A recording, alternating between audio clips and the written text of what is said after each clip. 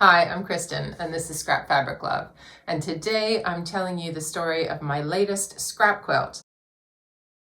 This quilt is basically a love letter to all of the members of my online quilt group called Scrap Club. So if you're new here, I started up this online quilt group community thing basically in February this year. I'm recording this in 2025. And I promised everyone who joined in the first month that I would put their name in a quilt that I'm going to take to the Festival of Quilts in Birmingham, England. Now, I didn't have a lot of expectations when I started this club. I actually almost didn't start it, or kind of like had the idea for a while and didn't start it for a good while because honestly, I'd had a bad experience with an in-person quilt group. And then folk had suggested this to me, like, why don't you start your own? And I thought about it, but I didn't pull the trigger because I thought, well, no one's going to want to join my group and whatever. On this channel, if you're new here, I kind of talk about being a confident beginner when it comes to quilting, which means like just the confidence to try new things, even if you don't know how to do it perfectly, and just kind of have a go. And that is how I try and quilt, and that's how I try and live. But that doesn't mean I'm not a person who has like anxieties and kind of I'm not good enough kind of moments. So I had that about starting a quilt group. Anyway, ramble, that happens on this channel too, by the way. I decided to go for it. I was like, well, it doesn't really matter, right? So if there's 5 or 10 people and they join and that's the whole club, then I'll find my quilty friends and that'll be fine, right? But I started it in February and over 100 folk joined in the first month. And I was like, what? And I've just said I was going to put all their names in a quilt too. But I was committed to it and I was going to do it. So this is that quilt. So I did do a previous video on this channel about lots of different ways to put names and letters in quilts. And in there were 4 of the ways are what I used to put the names in this quilt. So I'm going to show you the process of how I made the quilt and what it looks like now. I started out with pretty much no plan other than these names were going to go in the quilt. So I started cutting out just random squares of denim. Denim's kind of my thing. Various different jeans that I had sitting around. And then I went and tried to find ways that I liked to put the names on them. So the first one was this stamping with archival ink. That worked out pretty well. The next one was letter beads that were kind of a similar size to the stamps that I had. So I bought this secondhand batch of somebody just getting rid of all these letter beads. I just happened to see it online because I'm that kind of shopper. Anyways, and so I went and decided that would be the second way, and I liked that, but I wanted more. So then I started using selvage edges and cutting out the letters I needed to make up the names and fusing them down and then stitching them. I'm not going into a lot of details to all these methods on here because that is in that other video that I showed you the little screenshot of just there. So this is me doing the selvage edge method, which I quite like. Looks like a little bit of a ransom note effect once you kind of stitch it on. And then I was after kind of another way, and I ended up using some micron pens and a stencil. And so I did some different colors for different names, but I basically just stenciled in order to handwrite. There was some good tips actually on my other video where people were saying it might have been easier if I'd put this on freezer paper instead of sort of taping it to the desk. But anyway, it's done now. So I did experiment with things like machine embroidery, but I decided they just didn't have the wow of the other methods, so I didn't continue with them. There were a few people in the group who didn't want their name in the quilt, and that was fine. Some people chose to only have me include their first name, and one person even chose a fun pseudonym, which I was happy to comply with. So in total, there are 98 names in this quilt. So far, so good, but there wasn't too much more of a plan, except for using these Fassett scraps that I had bought previously, actually quite a long time ago, and had never done anything with. So I took out the thin strips, and I started adding them round my name squares, sort of kind of log cabin style. Now, the denim squares were like roughly the same size, sort of, but not. Some of them were bigger because some people's names were longer. And I didn't square them up, so they were kind of a little bit wonky. That was fine. They were all roughly some kind of rectangle. And I just sort of chain pieced and trimmed and ironed until I had them all surrounded on all 4 sides with some sort of a scrappy strip. Again, Not a whole lot of a plan here, except I knew I was going to do something to put the word Scrap Club in the middle of the quilt, and then these were going to go around. But basically all I'm doing with the trimming is just trying to get a straight edge that I can sew something else to, but I didn't have a super well-formed plan at this point. So once I had my 98 blocks, I did start to form a slight bit more of a plan. I decided to do the sort of frame scraps block kind of approach. That's another video I've done on the channel. I'll link to it in the description. But basically, you kind of put black all the way around to frame a single little scrap. And in this case, it was to frame these blocks and kind of connect them to each other. So you can kind of see in some of these videos here, one side or two sides of a block has black. So I didn't go and surround each block because I knew I was going to connect it to another one. So I didn't necessarily need to have a piece on every side. But again, this was a little bit improv. It wasn't totally planned. And I did have to do a lot more work with these strips in order to connect them in the end, which I'll show you later. If you do want to see all of the blocks for the quilt, I know this is pretty quick here, all of them at once. I've got separate videos alphabetically by first name on my Instagram, which is at Scrap Fabric Love. So I kept working away at my black frames, but I also turned my attention to the middle of the quilt where I wanted it to say Scrap Club. So my first plan for the words in the middle was needle punching. Not that I've ever done that before, but I thought, why not give it a try?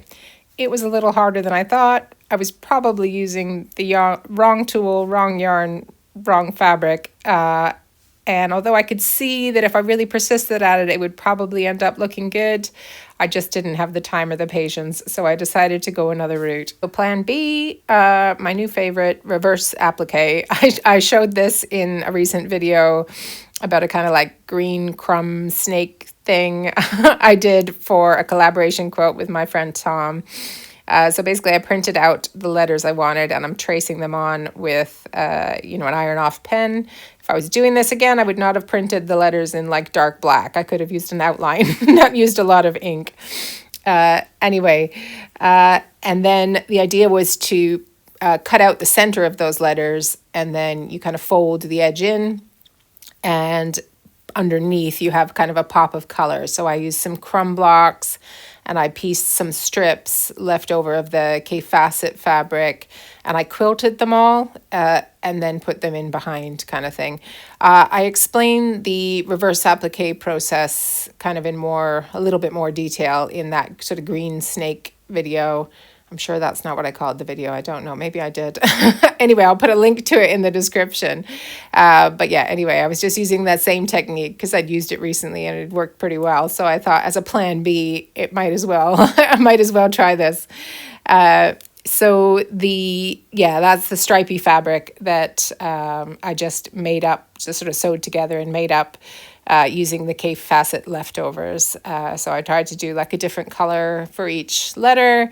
And the ones that are all sort of one color are from my crumb block sort of videos. Some of them I think are one color crumb blocks and some of them are these kind of color block ones that I did another time.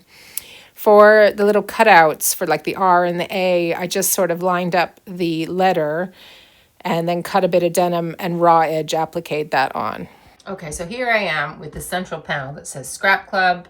I've quilted it such as it is with the back. It's a bit skew-if on the back. I might cover that later.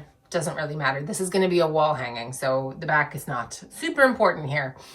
Now, what I've done is start piecing together names with this black framing, as I was talking about. And what I'm going to do is put them around. So there'll be, I guess it's like a courthouse steps where it goes on the side and then the top and then the bottom. But I haven't measured anything or planned even the size of this central panel. It just turned out this size. So I'm going to start, I think, with the two sides. So the names are going to be kind of, those ones are going to be a bit sideways.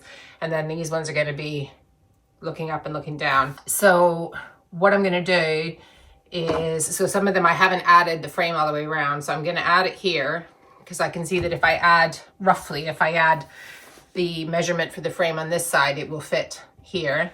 And same with this one. And I'm going to do my join and flip quilt-as-you-go method. I've got other videos about that. But basically what it means is I'm going to have this way, and then I'm going to have the backing that fits just this piece, and same on this side. And I'm going to join them to here. Then I'm going to flip them open. I'm going to slip my batting in for just these two sections, quilt these, trim it up, and then I'm going to come back and find, so then this will be longer. So then I'm going to come back and find like another name to add here that's fairly long. And then I will add this here. And so then there will be this frame of names going around. That is the plan, but it is haphazard, right? Because I haven't made sure the measurements are going to be right. Where they're not, I have some ideas. One, I could make the frames bigger or smaller. Two, I've got my little frame scraps that I'm doing for the newer members of Scrap Club, so I can just add a little section of that somewhere to fill if I need to. So I need to just start growing this because I need to make the deadline for submitting this.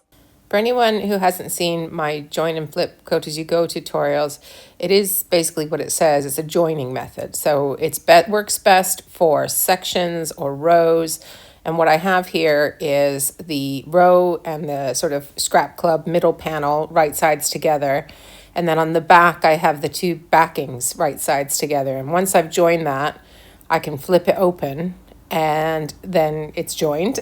And I can slip the batting in and then quilt on top of that.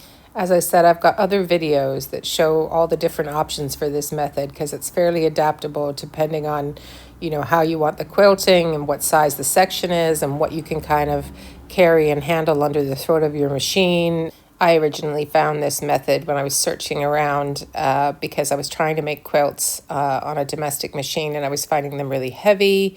I wasn't like rolling things up underneath the throat space. And I found these people doing this kind of joining method using a serger. Anyway, so I've got really old videos where I'm kind of trying to mimic all of that, and then it's kind of just grown over the years, and I've learned how to adapt it a number of ways. So I will link in the description of the video today to the best describer video I've done, which is the most recent one where I do it on a whole quilt, and I kind of explain the options, I think, more clearly than in some other videos. Anyway, you'll see I don't cut my backing and batting exactly to the size of the section. You absolutely could, but I'm just lazy like that. I'd rather have it be too big and trim it down than find it a little too small. But what I can do with this method is kind of when it's a section that's this small, you know, at this point the quilt was still not a big piece. I can kind of rotate and move around and stuff. So that's what I like about it. And then you'll see later on as I'm building this quilt that I'm going to use other sort of variations of this method in order to handle things as it gets bigger. So I'll talk to that kind of as we get through that. So I joined both of the side sections in that same way and quilted them. And then I just trimmed off the excess batting and the excess backing and then moved on to the next section. So for the next two sections, above and below the Scrap Club panel, I decided to do 2 rows of names. So I did my little jigsaw sifting around, finding the names that would fit across, and then cut out the backing and batting fabric to fit that. And I just put it together the same way that I did those 2 side panels. But you can see it is getting bigger and harder to manage at this point. So I was doing this kind of quilting in the black lines, which involved rotating the whole piece. So there was only so long that I could do it like this. And this is the method where you can have the same quilting on the front as the back. So that's one that lots of people like. And you can see if you were doing something straightforward, like straight lines up and down, you could keep doing that for the whole quilt. But because I'm doing this quilting around the black framing and I want to rotate, I couldn't keep using this method because it would just get too heavy and too bulky to do. So for the sections following this, after I trimmed this all up, I started quilting the rows separately first with the batting and the row, and then just using the join and flip. So the backing is not quilted in the same way as the front. And I didn't mind that. I don't mind that generally, but I also don't mind that for this because this is a wall quilt, so it makes no difference. So the batting was cut 1/4 inch smaller than the row all the way around. So you can't see the batting here because it's underneath as I'm quilting. but it's allowing me to do that rotating around the black frames, which is how I wanted to quilt this. So there's no quilting in the denim squares or in the colored scraps. It's all in the black because I just kind of liked the look of that, but it involves all this rotation, right? So this is how I did all the remaining sections of the quilt, and it made it much easier because then I only had to handle the bulk of the whole thing when I was joining each section to the middle panel, or whatever you want to call it, the rest of the quilt in the middle, right?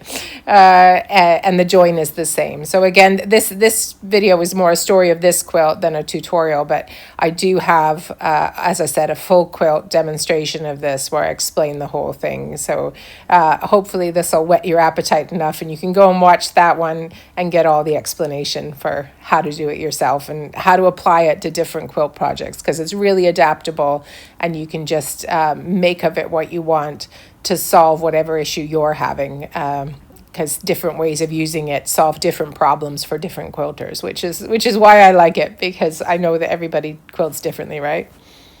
The other thing that was good about this quilt is I was able to use a whole bunch of batting scraps. So this is me zigzagging together a couple pieces of batting that I had left over from another quilt, and it's going to be enough to make up the batting I need for a row of this one. So I don't need a great big piece of batting to make this quilt. Now, as well as the names, I also did these framed scraps for the border, and these are meant to represent all of the fabulous Scrap Club members who have joined since the first 30 days, because we've still been growing. We've got more members and lots of members who are super active and involved, and they just weren't here in the first 30 days. So their name isn't in the quilt, but I want to just show how we're kind of growing and expanding. So I just made these blocks with the framed scraps idea. I did a little wider border than I did in my previous tutorial on the framed scraps quilt block, which you can find as well on my channel. But I sort of used the same width of black as I had used to frame the names. And then I added denim scraps. And again, I didn't totally measure, but I kind of just made sure they were all the same width. So the blocks are all 5 inches wide, so I can sew them together. But they're different, heights. So then I do this thing where I just kind of put it up against the side of the quilt and see if it's going to fit, kind of thing. So this is not a quilt where I was aiming to sort of square it up in the end. It was always going to be wonky. It's kind of the ethos of Scrap Club. So I just let it be that. So this is what it looked like before I added the binding. I took it to a Scrap Club meeting and asked for opinions about what color the binding should be. They voted for black. I'll show you that in a minute.